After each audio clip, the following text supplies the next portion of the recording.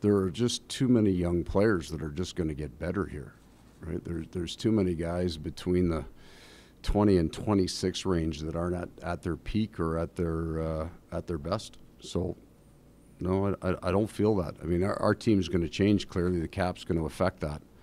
But those players that are coming back, I think, have lots of room to improve. As an organization, we're proud that we got to that point where we have players that have earned the salaries that they've gotten, players that have earned the opportunity maybe to go to free agency.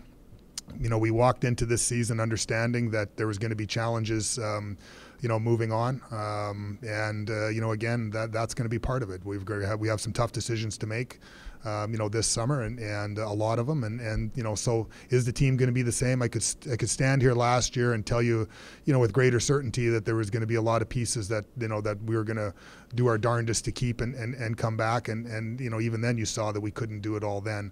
This year, certainly there's going to be some changes. I'm not going to get into any, negotiations or, talk about where we're at, with respect to conversations of, any of our players, be them RFA, UFA, at this point in time. I don't like the idea as a coach when you lose of creating excuses, right? Especially when you're in Canada. There's too many smart, sophisticated people that are listening to talk. And at the end of the day, everything I've said today is bull because we didn't win. That's just a fact. And that's part of my job, and I get that. But there were 2 or 3 challenges that I think affected that extra inch that we needed, that one goal that we needed. And none of them are sinister. They're just that we were slightly less, a little short in the tank, I thought at times, than that last month, and I think that affected us. I'm a realist when it comes to all these things. I've got lots of things that I need to digest, and I need to I guess discuss. Some of it will be internalized and kind of thought through on my own. Some of it will be discussed with my staff and with ownership. And again, we've got to chart paths in a lot of different directions here relatively quickly. So we're going to get right at it. We had our challenges. We didn't get to where we needed to get to. I'm excited about the group. I think we've probably learned a hell of a lot more this year than we learned last year, right? About how hard this thing is and the sacrifices that our group as a pretty gifted offensive group have to make to the overall team winning. And they did it. You look at our shift length in the playoffs, it was better than it was all year long. There were a bunch of those little things that are important tells, and tough ending. Nobody's in a good mood, but we're in pretty good shape.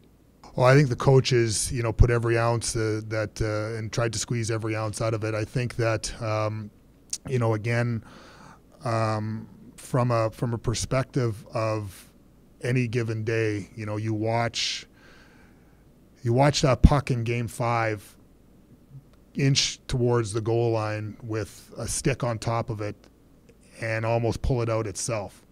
Woulda, coulda, shouldas. You can't live in that, but that's the fine line in this game. So the coaching staff, I think, did what they could to get every ounce out of this team.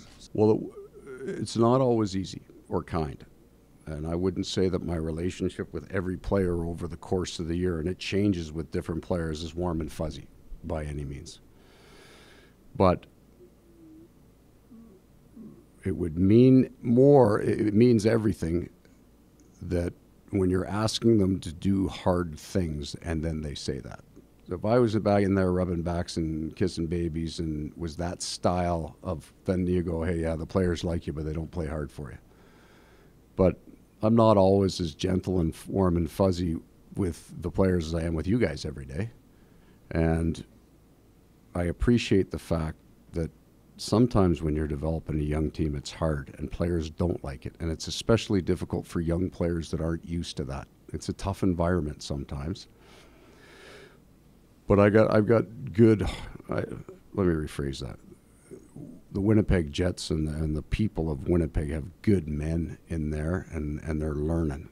And when they get it all learned and we get it all right, we can still lose in the first round. Still have 62 wins and lose in the first round. That's pro sports. I'm disappointed as hell, and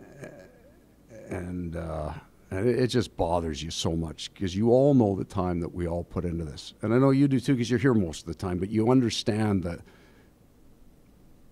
the commitment that you make. It's you put your soul into it and then you lose, man. Like it feels so bad.